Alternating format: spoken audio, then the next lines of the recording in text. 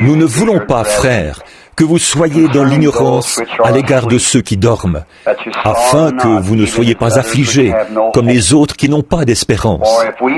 Car si nous croyons que Jésus mourut et qu'il est ressuscité, de même aussi avec lui, Dieu amènera ceux qui se sont endormis en Jésus. Car nous vous disons ceci par la parole du Seigneur, que nous, les vivants, qui demeurons jusqu'à la venue du Seigneur, nous ne devancerons aucunement ceux qui se sont endormis. Car le Seigneur lui-même, avec un cri de commandement, une voix d'archange et la trompette de Dieu, descendra du ciel, et les morts en Christ ressusciteront premièrement. Puis nous, les vivants qui demeurons, nous serons ravis ensemble, dans les nuées, à la rencontre du Seigneur en l'air. Ainsi, nous serons toujours avec le Seigneur. Consolez-vous donc l'un l'autre par ces paroles. Je lisais dans 1 Thessaloniciens, chapitre 4. Je vais lire maintenant dans le livre de Job, chapitre 14 de Job. L'homme né de la femme, sa vie est courte, sans cesse agitée. Il naît, il est coupé comme une fleur. Il fuit et disparaît comme une ombre. Et c'est sur lui que tu as l'œil ouvert, et tu me fais aller en justice avec toi. Comment d'un être souillé sortira-t-il un homme pur? Il n'en peut sortir aucun. Si ses jours sont fixés, si tu as compté ses mois, si tu en as marqué le terme qu'il ne saurait franchir, détourne de lui les regards et donne-lui du relâche pour qu'il ait au moins la joie du mercenaire à la fin de sa journée.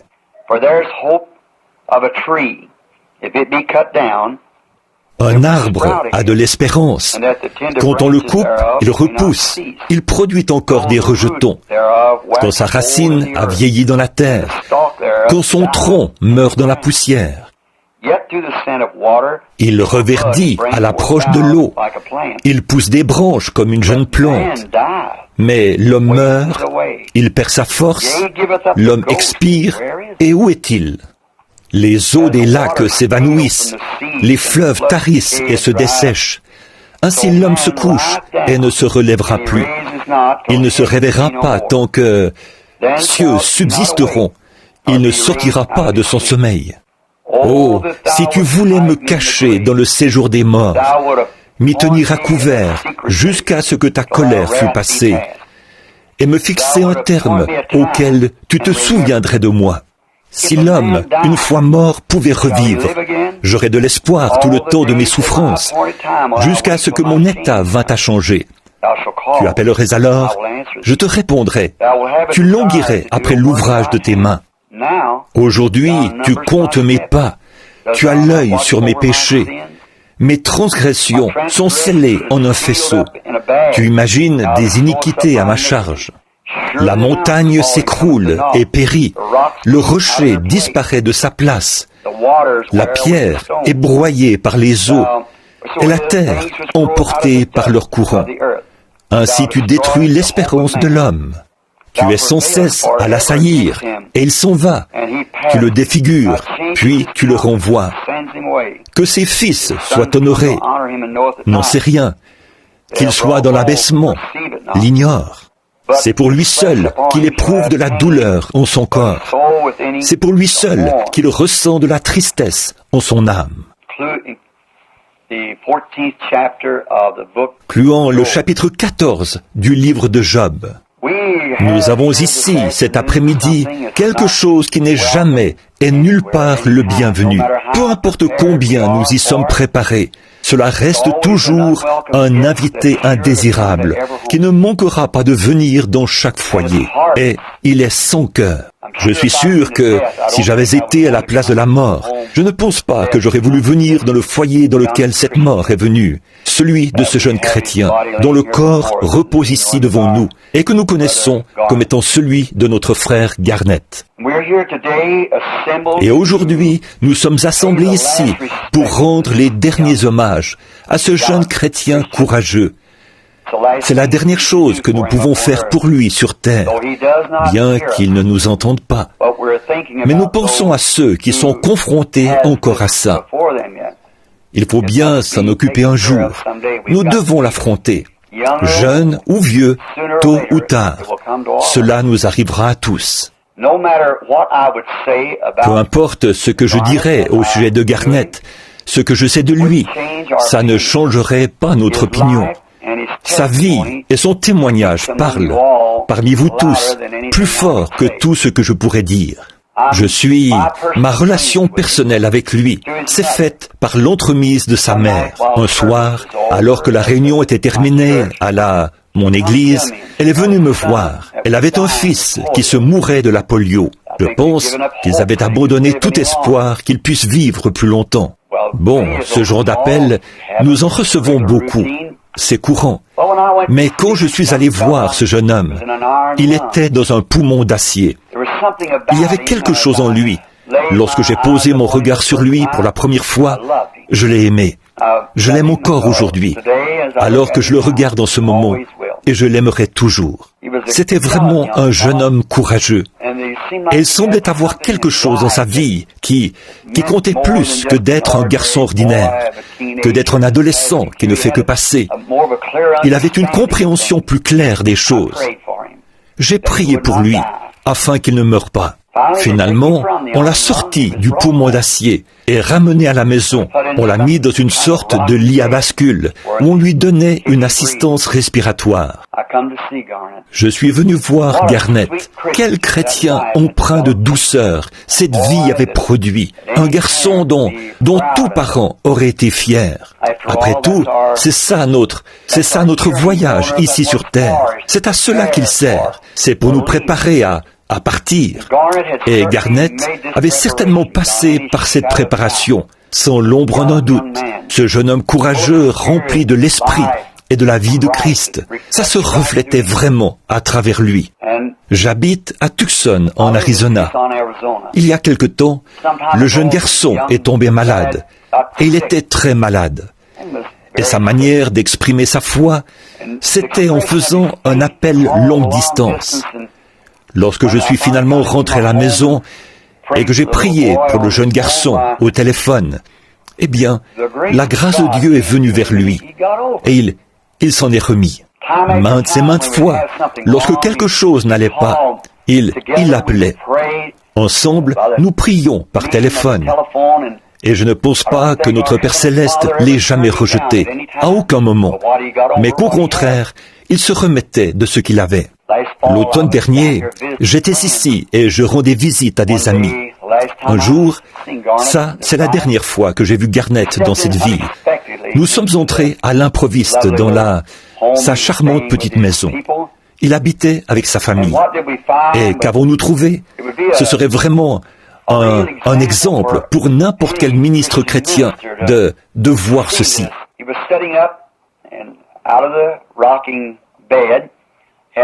Il était assis au bord du lit à bascule, les bras dans une petite écharpe. En entrant dans la maison, nous étions toujours si bien accueillis. Garnett était là, la Bible posée devant lui. Et la petite dame qui prenait soin de lui était assise en face, sur le canapé à 2 places. Ils étudiaient la Bible. Je les regardais, et mon cœur a tout simplement fondu. Je lui ai posé une question. J'ai dit, Garnett, peut-être, et si ceci ne t'était jamais arrivé? Et j'ai dit, supposons que j'ai été appelé, par exemple, ici ce soir, parce qu'un jeune homme du nom de Garnett Peak venait de se tuer là-bas sur l'autoroute avec sa voiture. Et le jeune homme était ivre, et son âme était partie rencontrer Dieu. Ou bien, préférerais-tu garder la scène telle qu'elle est? Il a dit, qu'elle reste telle qu'elle, pourvu que je connaisse Jésus comme je le connais maintenant. Il a dit, ça vaut plus que la vie, même si je devais rester ici toute ma vie dans cet état. Mais il a dit, je veux vous montrer, frère Branham, je vais beaucoup mieux. Il pouvait bouger les bras et tout. Il attendait avec impatience le moment où il serait guéri, afin qu'il puisse marcher. Je suis un homme âgé, j'ai vu beaucoup de choses dans ma vie. Je ne crois pas avoir encore rencontré un jeune homme plus courageux spirituellement que Garnett. J'ai bon espoir pour lui. L'autre soir, on me dit qu'il a attrapé quelque chose ressemblant à une grippe intestinale. Et que lorsqu'il s'est rendu compte qu'il allait mourir, eh bien, il a demandé après moi. Il ne savait pas qu'à ce moment-là, j'étais à New York, au stade. Et quand j'ai quitté le stade, on m'a remis le télégramme ou le message. Je me suis précipité vers un téléphone et j'ai appelé.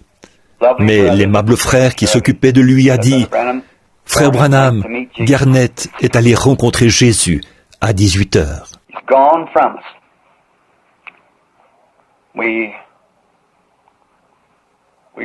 Il nous a quittés.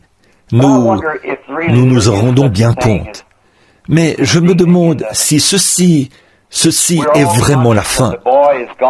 Nous sommes tous conscients que le jeune homme nous a quittés. C'est la vie. Mais pensons à ce qui vient après. Y a-t-il quelque chose que nous puissions dire qu'il se pourrait que nous le revoyions un jour? Est-ce que c'est la dernière fois que nous voyons Garnett? C'est de ça que je veux vous parler pendant quelques instants. Pouvez-vous être certain que nous allons le revoir? Job a posé cette question. Le plus vieux livre de la Bible. Il a dit: « Si l'homme meurt, revivra-t-il? Y a-t-il donc une preuve que ceci est bien vrai? Pouvons-nous avoir une preuve tangible que cette résurrection est bien vraie? » Oui, je pense que oui. Remarquons bien que nous servons le Créateur. Nous sommes conscients que nous ne pourrions pas être ici sans que quelque chose nous ait créés. Nous ne pouvons tout simplement pas être comme nous sommes et que ce soit juste arrivé comme ça. Pas plus que ma montre ne peut être comme elle est avec tous les rubis et le mouvement. Il y a une pensée supérieure derrière cela qui a fait cette montre. Et pensez simplement à ce qu'est l'être humain qui a fait cette montre. Combien il serait impossible pour la montre d'apparaître tout simplement comme ça. Et combien il est encore plus impossible que nous soyons apparus tout simplement comme ça. Étant missionnaire, j'ai voyagé dans le monde entier. J'ai maintenant appris à connaître. J'ai fait 7 fois le tour du monde. Et pense avoir vu les différentes religions du monde, chacune de leurs philosophies et de leurs pensées. Plusieurs croient à la réincarnation, et ainsi de suite. Mais la religion chrétienne est la seule religion qui possède la vérité, parce que toute la création parle du christianisme. Job a dit: « Si un arbre meurt, il y a l'espoir qu'il revive. Et si la fleur meurt, il y a l'espoir qu'elle revive. » Mais il a dit, l'homme se couche et il expire. Et où est-il? Job était un homme de renom. C'était un grand philosophe de son époque, un croyant. Et il avait beaucoup de sagesse. Satan avait voulu le passer au crible et l'éprouver. Tous les chrétiens, les croyants, sont éprouvés. Chaque fils qui vient à Dieu doit être mis à l'épreuve, châtié. Alors Job, sachant que le Créateur avait créé toute sa création, il a remarqué que dans la création, il y avait une résurrection de la vie botanique, et ainsi de suite. Mais il a dit, un homme se couche, il expire, il perd sa force. Et où est-il? Que lui est-il arrivé?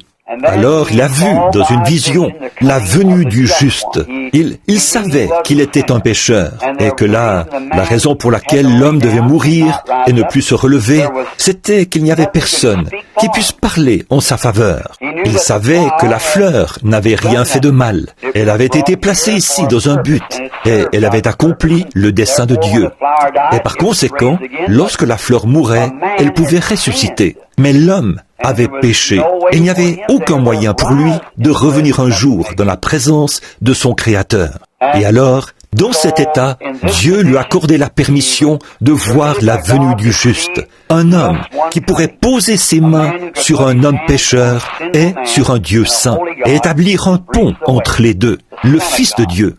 Alors, quand l'Esprit est venu sur le prophète, il s'est écrié, « Je sais que mon Rédempteur est vivant et qu'au dernier jour, il se tiendra sur la terre. Et même après que les vers de ma peau auront détruit mon corps, de ma chair, je verrai Dieu. Mes yeux le verront, non ceux d'un autre. » Tout le christianisme est basé sur la résurrection. C'est notre espérance. Voyons donc pourquoi. Le Créateur a établi un ordre tel que, même si nous n'avions pas de Bible, nous saurions quand même que le christianisme est vrai. Or, la résurrection n'est pas le remplacement. La résurrection, c'est ramener la chose qui est tombée.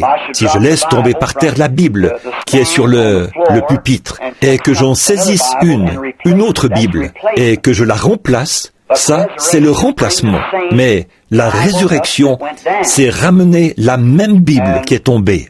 Voilà donc ce que résurrection veut dire.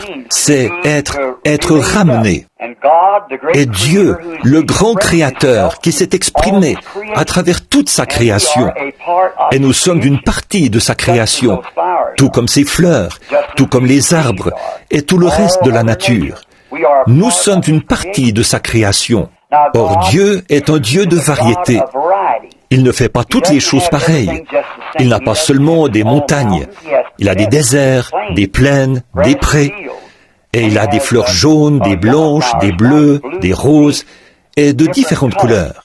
Il a des hommes gros, des hommes minces, et certains avec des cheveux noirs, des cheveux châtains, des cheveux roux. Il est un Dieu de variété, car tout doit accomplir son dessein. Tout ce qu'il a, c'est pour accomplir son dessein. Et tout ce qui accomplit son dessein correctement a une résurrection. Bon, cela peut être difficile à saisir ou à comprendre d'un seul coup, mais réfléchissons-y. Tandis que nous avons ceci ici devant nous cet après-midi. Maintenant, voici ces fleurs. Elles expriment le but dans lequel elles ont été placées ici sur terre. C'est pour aider, cet après-midi, à égayer la pièce remplie de tristesse, où ce charmant jeune frère repose, endormi. Et ces fleurs, nous remarquons, c'est comme vous, les femmes, ici au Kentucky. Je suis moi-même d'ici.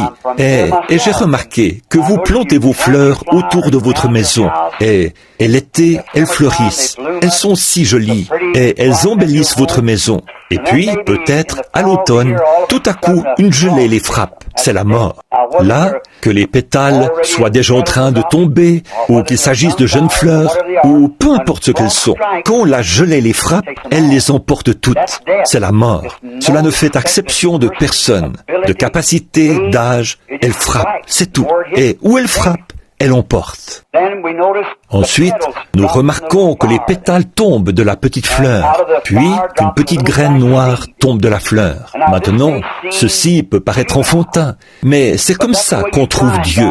C'est dans les choses simples, pas dans les choses compliquées. Dieu a simplifié la chose, si seulement nous pouvions le voir. Or, Dieu a un cortège funèbre pour cette fleur. Ça paraît étrange, mais la petite graine repose sur le sol. Puis les pluies d'automne viennent, comme des larmes qui tombent du ciel, et tapotent cette petite graine jusqu'à l'enterrer. Et voilà le froid de l'hiver qui arrive. Là, les pétales sont partis, la tige est partie, le bulbe est dans le sol, les racines sont desséchées. Oh, la graine, quand le froid de l'hiver s'installe, il gèle la graine, elle éclate, la graine s'ouvre et la pulpe sort. Là, on arrive en février ou en mars. Il n'y a plus de pétales, plus de tiges, plus de graines, plus de pulpe, plus rien. Est-ce la fin de cette fleur? Absolument pas. Il y a un petit germe de vie quelque part, à l'intérieur de cette graine. Là, vous pourriez prendre de la terre dans vos mains et la porter au laboratoire et laisser le scientifique l'examiner en dedans et en dehors. Il ne trouvera jamais ce germe de vie. Dieu l'a caché. Mais aussitôt que le monde gravite dans le système solaire, jusqu'à ce qu'il arrive à l'endroit où le soleil recommence à frapper la terre, vous ne pouvez pas cacher cette vie. Si vous avez construit une allée en béton sur l'herbe dans votre jardin, où y aura-t-il l'été suivant le plus d'herbe? Tout autour des bordures de l'allée. Pourquoi? C'est cette vie qui se trouvait sous ce béton. Et lorsqu'arrive le printemps, même s'il y a une grosse pierre dessus, elle ne la cachera pas. Cette vie arrivera malgré tout à se frayer un chemin. C'est pour ça que la plus grande partie de l'herbe se trouve autour de la bordure de l'allée. Vous ne pouvez pas cacher la vie. Elle doit revenir, parce que Dieu a placé le soleil au-dessus de ça, de la vie botanique. Et il contrôle la vie botanique.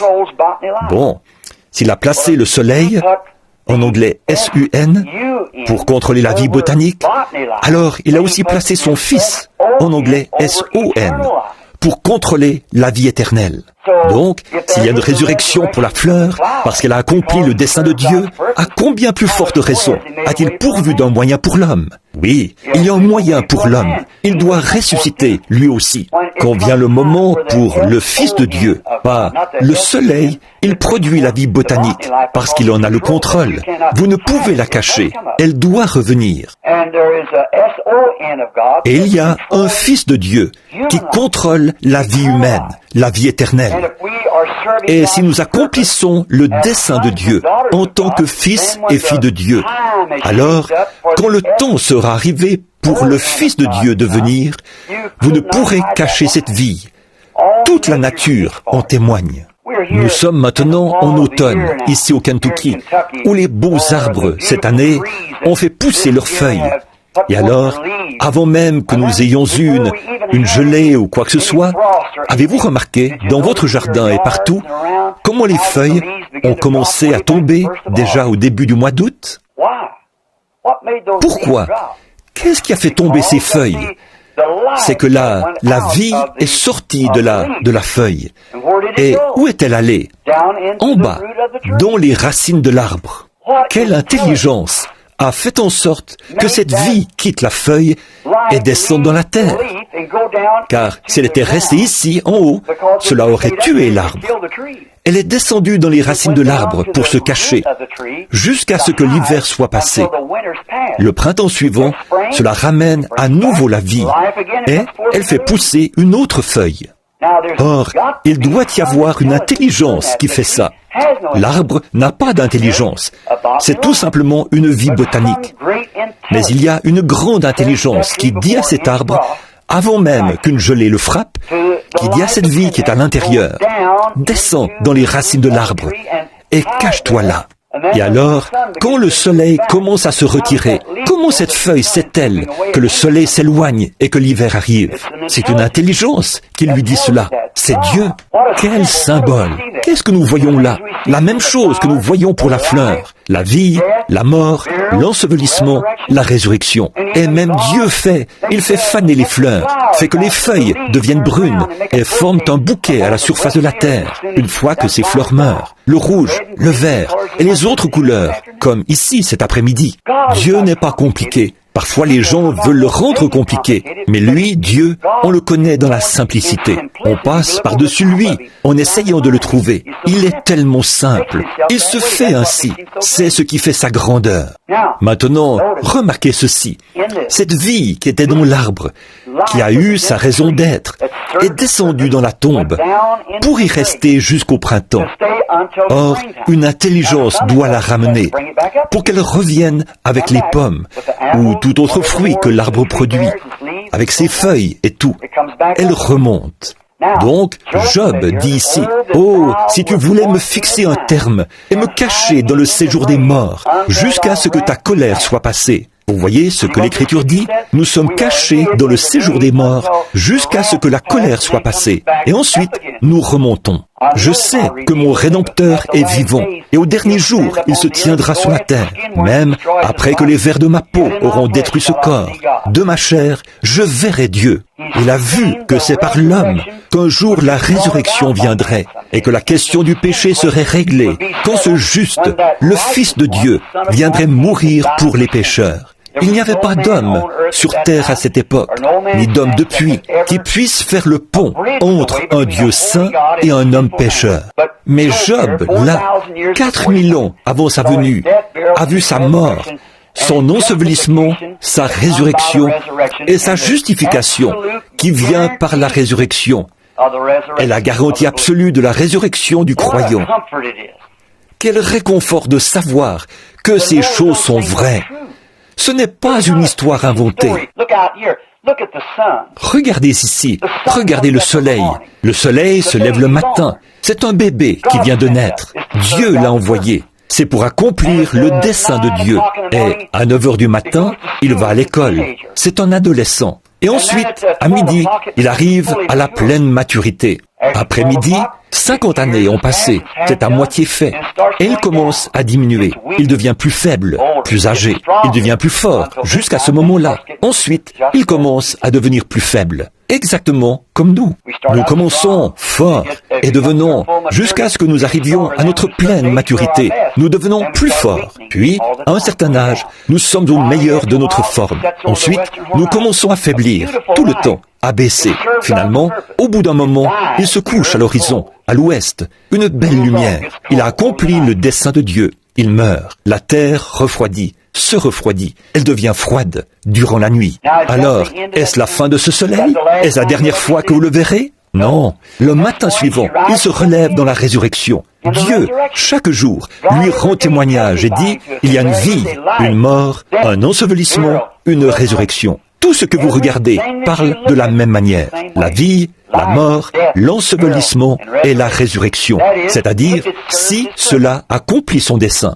Or, il pourrait arriver que cette fleur soit une fleur et qu'elle ne revive jamais. Ça, c'est le point que je désire. Et si Garnett pouvait me parler cet après-midi, voici ce qu'il voudrait que je dise. Parce qu'il est dans la présence de Dieu. Si cette semence, beaucoup d'entre vous, les hommes qui êtes ici cet après-midi, vous êtes des fermiers, ou bien vous demeurez près d'ici, d'où vous voyez les fermes et vous voyez la nature. Si la semence est mise en terre, peu importe que cette semence ait une bonne apparence, si cette semence n'est pas fécondée, elle ne vivra pas. Elle ira dans le sol, elle pourrira, et pour elle, c'est la fin. Il n'y a absolument aucun moyen pour elle. Il n'y a rien là pour la faire revenir à la vie.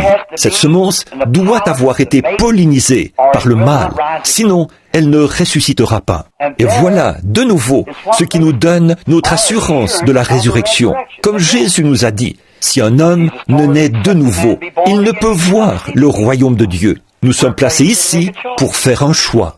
Et là, cette belle fleur, peu importe combien elle est jolie et combien belle et ronde est la semence, tout comme un grain de maïs hybride, nous pouvons planter un grain de maïs hybride. Il ne produira rien. C'est une belle semence sans vie. Sa vie est pervertie. Et aucune vie de Dieu qui a été pervertie ne peut revivre. Nous devons naître de nouveau. Mais aussi sûrement que cette semence est fécondée, c'est alors qu'elle ressuscite. Il n'y a rien qui puisse l'empêcher de ressusciter. Cela doit arriver parce qu'elle a été fécondée et que sa vie botanique est à l'intérieur. Or, un croyant possède la vie de Christ en lui, lui qui est ressuscité premièrement pour notre justification, pour prouver qu'il y a une résurrection de la vie humaine, d'un corps humain, que nous revivrons parce que nous avons été fécondés. En d'autres mots, nés de nouveau du Saint-Esprit. Et tout ce que nous pouvons voir dans la nature, je me tiens ici et j'ai noté beaucoup de choses ici sur ce bout de papier dont j'aimerais vous parler. Mais cela devrait suffire pour que vous sachiez que vous ne pouvez pas regarder dehors sans voir la preuve de la mort, de l'ensevelissement et de la résurrection. Où que vous alliez, quoi que vous regardiez, c'est impossible de passer par-dessus la mort, l'ensevelissement et la résurrection. Et puis aussi, nous voyons que la résurrection n'arrive que lorsqu'elle accomplit le dessein de Dieu. Si elle n'accomplit pas le dessein de Dieu, peu importe combien elle est belle, combien elle paraît belle, et combien elle peut sembler meilleure qu'une autre semence qui a été fécondée, elle ne ressuscitera jamais. Elle ne vivra que cette vie, et c'est terminé pour elle. Mais si elle est fécondée, elle doit ressusciter. C'est pareil, mes amis, pour nous qui sommes ici cet après-midi, pour voir ce que la mort a fait à notre frère. Il faut qu'elle soit fécondée. Nous pouvons être membres de l'Église, nous pouvons être des gens très bien, nous pouvons avoir une bonne réputation dans le voisinage, être un bon père, une bonne mère, un bon fils, une bonne fille. Mais à moins d'être fécondés par l'Esprit de Dieu, nous ne ressusciterons jamais à la résurrection. c'est terminé. Elle nous parle de ces choses. La nature le déclare jour après jour. Le soleil se lève et se couche. La lune et les étoiles paraissent. C'est la même chose. Tout dans la nature gravite autour d'une chose. La mort, l'ensevelissement et la résurrection. La mort, l'ensevelissement et la résurrection. Chaque jour de notre vie, quelque chose nous témoigne. La mort, l'ensevelissement et la résurrection. Bien des fois, nous passons par-dessus. Ne faisons pas ça. Ce n'est pas pour ça que cela a été placé ici et que le monde a été établi de cette façon. C'est pour la vie éternelle que nous connaissons. Et nous avons vu les semences. Si elles ne sont pas fécondées et n'accomplissent pas le dessein de Dieu, elles ne peuvent ressusciter.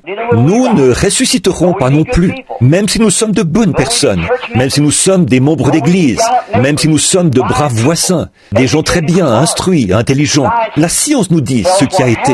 La science ne peut donner la vie. La vie appartient à Dieu seul, et il est le seul à pouvoir donner la vie. Alors, nous devons en arriver là pour être fécondés par la parole de Dieu. Sinon, nous ne ressusciterons jamais. Notre vie est complètement terminée. Lorsque nous achevons cette vie ici-bas, c'est fini pour toujours. Si nous ne sommes pas fécondés par la parole de Dieu ou par la vie de Dieu.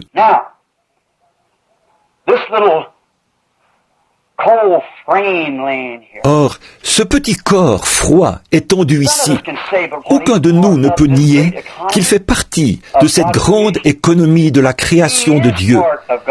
Il est une partie de la création de Dieu. C'est un homme, un être humain que Dieu a créé. Il est étendu là. Il dort maintenant.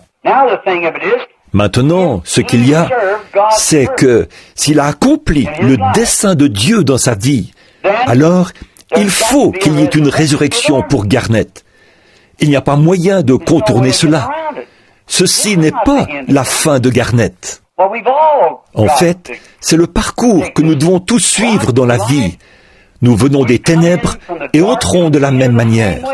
Chacun de nous, d'une manière ou d'une autre, nous traversons des ombres, la vallée des ombres de la mort.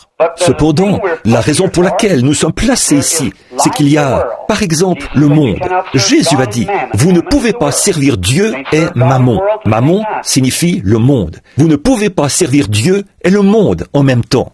Nous avons le choix. Nous pouvons être fécondés par Dieu, par son Saint-Esprit, et nous avons la vie éternelle. Si nous ne l'avons pas, lorsque nous mourrons, c'est fini.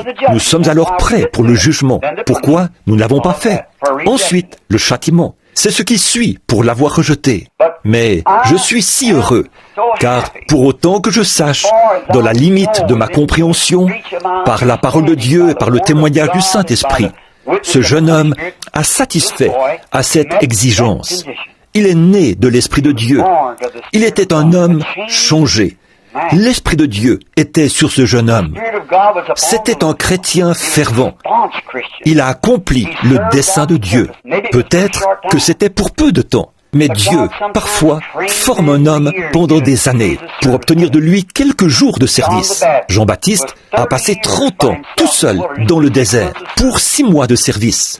Jésus-Christ avait 30 ans pour 3 ans de service en vue de la crucifixion. Dieu forme les hommes, il les instruit. C'est son but.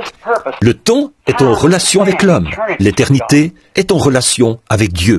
Je crois que Dieu a placé ce jeune homme ici sur terre dans un but. Et si vous remarquez, précisément au temps de sa maladie et tout, ceci l'a frappé dans un but. Dieu aurait pu faire en sorte que le jeune homme soit en parfaite santé. Mais qu'a-t-il fait? Au lieu de prendre sa vie, il a permis qu'il se relève juste assez pour ne pas mourir. Et ce n'est pas non plus la polio qui l'a tué. Il n'est pas mort de la polio. Aucune autre maladie pour laquelle nous avons prié, lui et moi, ne l'a tué. Et les autres chrétiens ici, à Campbellsville, qui ont prié pour lui, absolument pas. Ce n'est pas ça qui l'a tué. Vous voyez, c'était le moment pour Garnett de partir. Il le fallait. Il avait eu sa raison d'être. Il était venu à Christ. Il avait été fécondé. Que se serait-il passé s'il était mort avant ce temps? La polio l'a conduit à Dieu. Il était censé devenir un commissaire-priseur de tabac. C'est ce qu'il avait en tête. Ce n'était pas du tout sa raison d'être. nous le savions. Sa raison d'être, c'était d'être un chrétien. Bon, un commissaire-priseur de tabac, quelqu'un aurait pu dire, dans peut-être 75 ans, si le monde devait subsister jusque-là, Garnett, c'était un grand commissaire-priseur. Peut-être que c'est tout ce que le ministre aurait pu dire à ses funérailles. C'était un grand commissaire-priseur. Mais que pouvons-nous dire aujourd'hui? C'est un chrétien. En tant que commissaire-priseur, sans le germe de vie, une fois parti, plus qu'un souvenir de cette génération, entre quelques hommes. Maintenant, il est parmi les immortels. Il doit ressusciter à la résurrection. Il n'y a pas moyen de l'en empêcher. Il doit revenir, car il a atteint son but. Il a été fécondé par le Saint-Esprit de Dieu, de la vie éternelle, qui demeurait dans le jeune homme. Au point qu'il a dit, si je savais, la dernière fois que je lui ai parlé, il a dit, si je savais que je pourrais guérir, être fort comme ces autres garçons, rouler vite sur les routes ici autour avec mon bolide, rouler vite et boire, sans connaître ceci, il a dit, je n'échangerai jamais ceci contre 10 000 vies comme celle-là. Un jeune homme de 18 ans, un gentil et beau jeune homme, qui aurait probablement été une cible toute trouvée pour le diable. Mais Dieu a dû l'amener dans cet état-là, afin d'obtenir de lui qu'il accomplisse le dessein. Remarquez sa patience, son témoignage parmi vous, ses voisins. Regardez ce qu'il était, comment sa courte vie a parlé à beaucoup d'entre vous. Si bien qu'au jour du jugement, si elle n'avait pas été là, sa vie témoignera directement contre vous. Il a été un exemple de ce que Dieu voulait faire avec lui. Il a accompli le dessein de Dieu. Or, s'il a accompli le dessein de Dieu et a été fécondé, comme toute la nature doit être fécondée, avec une promesse qu'il ressuscitera, comment donc pourrions-nous douter de la résurrection, d'y revoir Garnett? Eh bien, ce serait complètement insensé de dire qu'il ne peut pas ressusciter.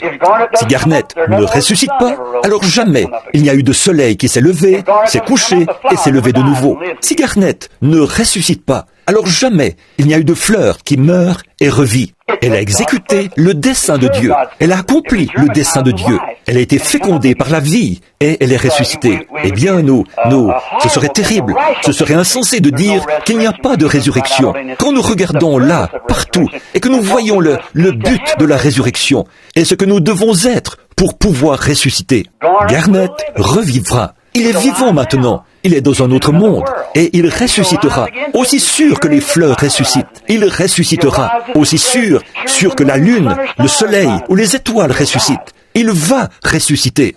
Mais vous voyez, il ne ressuscite que pour une autre vie mortelle, pour rendre témoignage à un autre âge. Quand lui ressuscitera, ce sera à la fin de l'âge. Il n'y aura plus de témoignage. Il a la vie éternelle. Cela avait la vie perpétuelle. Elle a dû être fécondée pour la vie perpétuelle, pour qu'elle ressuscite pour la vie perpétuelle. Lui a été fécondé par la vie éternelle. Et lorsqu'il ressuscite, il n'y a plus de mort. Il vit pour toujours. J'ai prêché à des milliers de funérailles au cours de ma vie, dans le monde entier. J'aimerais pouvoir dire, pour les nombreuses funérailles auxquelles j'ai prêché, j'aimerais pouvoir dire les mots que je peux dire au sujet de Garnett et le bon espoir que j'ai par rapport à Garnett. Je sais que Dieu le ressuscitera parce qu'il a satisfait, à ma connaissance, à chacune des exigences de Dieu. Et sa vie a montré que la fleur du Saint-Esprit était en lui, que Dieu vivait en lui. Ce jeune homme était un jeune homme changé. Il n'y a absolument aucun doute.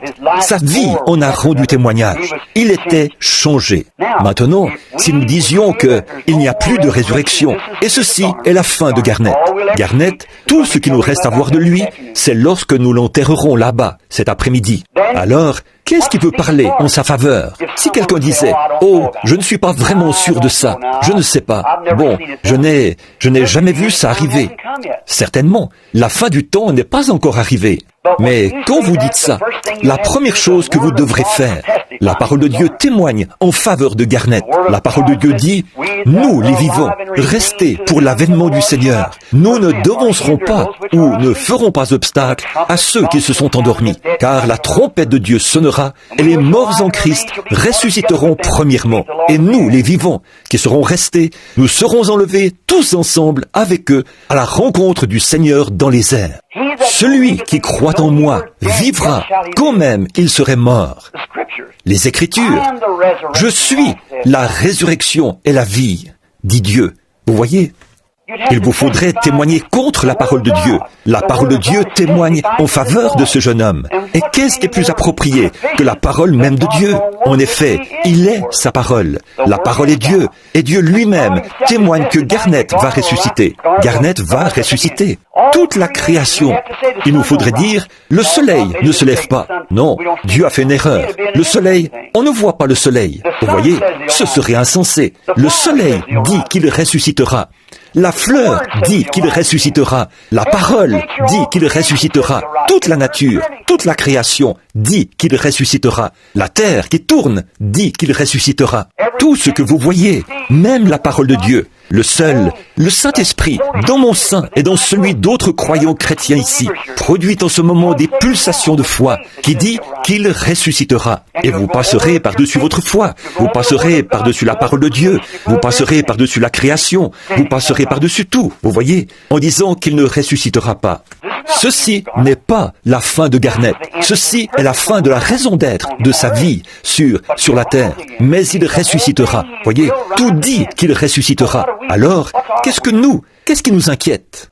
Bien entendu, ça nous fait de la peine de voir ce jeune homme étendu là comme ça, alors qu'il était dans la fleur de l'âge. Mais vous savez, quand vous prenez une fleur dans votre jardin d'agrément, vous ne prenez pas toujours les vieilles. Parfois, il vous faut un bouton. Vous avez prévu qu'il y ait un bouton dans ce bouquet. Peut-être que Dieu voulait un bouton. Et c'est ce qu'il a pris ici. Un bouton pour son autel dans la gloire.